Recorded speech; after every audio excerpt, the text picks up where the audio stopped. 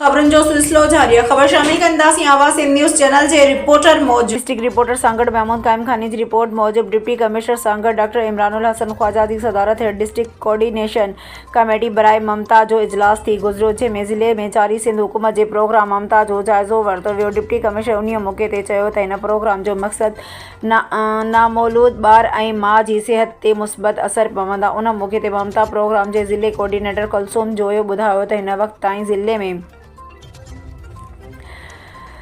40,206 ॻोरहारियुनि औरतुनि जी रजिस्ट्रेशन कई वई आहे, जॾहिं त 92 PPHI जा सेंटर ज़िले जा 3 तालुका अस्पताल सिविल अस्पताल सांगड़ खे पिणु उन प्रोजेक्ट में शामिल कयो वियो आहे। उन खां अलावा 24 महीननि ताईं जे ॿारनि खे खीर पीआरींदड़ माइरुनि खे पिणु उन प्रोग्राम में शामिल कयो वेंदो। सांगड़ में ममता प्रोग्राम तहत ॻोरहारी औरतुनि लाइ 19 करोड़ 2,31,000 रुपया रिलीज़ थिया आहिनि, जिन मां 13 करोड़ 53,49,500 रुपया ॻोरहारी औरतुनि वसूल कया आहिनि। डिप्टी कमिश्नर वधीक चयो त हिन प्रोग्राम सां ॿहिराड़ी जी औरतुनि खे वधि खां वधि फ़ाइदो पहुचंदो, तंहिं करे मुस्तहिक़ औरतुनि खे हिन प्रोग्राम में शामिल कयो वञे ऐं तमामु लाॻापियल खाता हिन प्रोग्राम में Sindh social protection authority Sanghar जी मदद कनि त जीअं माउ ऐं ॿार जी सिहत बहितर थी सघे।